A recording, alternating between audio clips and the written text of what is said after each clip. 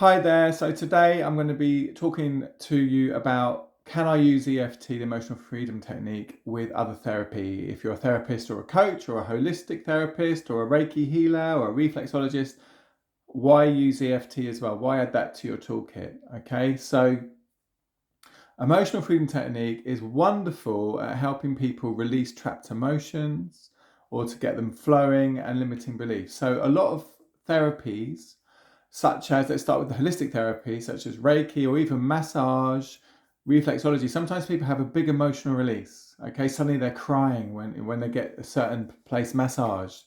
They're finally relaxing, and their subconscious mind is like, oh, here's a chance to heal.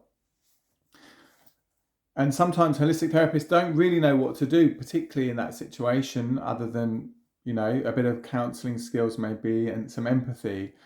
You can just start tapping on that person or asking them to tap on themselves, and it just helps the emotion flow through and be released.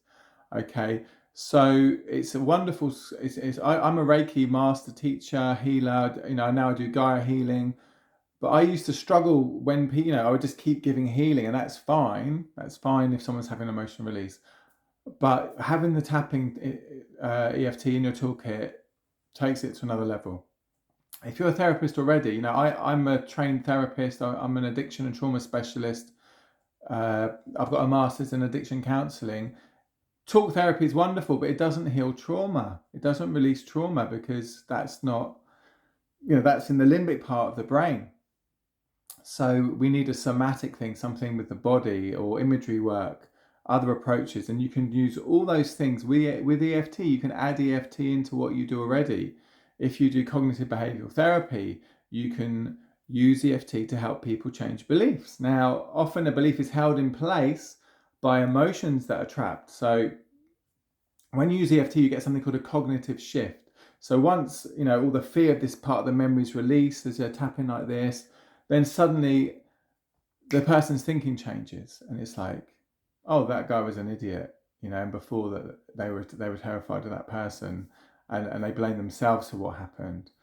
So it works really well with it works well with dealing with cravings, with exposure type therapy, anxiety. So yeah, and of course, if you deal with trauma, if you're an EMDR therapist, sometimes EMDR doesn't work with that person, or the person has reactions in that approach, and another trauma healing method works well. And this is something the client can learn to use on themselves. So they can go home and be tapping, they can have homework,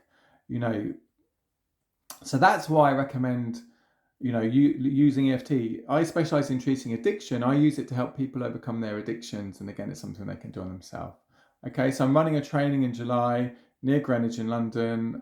If you want to find out more, please contact me. My email address is alistair@lifeforcetraumahealing.com. My website is lifeforcetraumahealing.com. Look forward to hearing from you or seeing you. Thanks.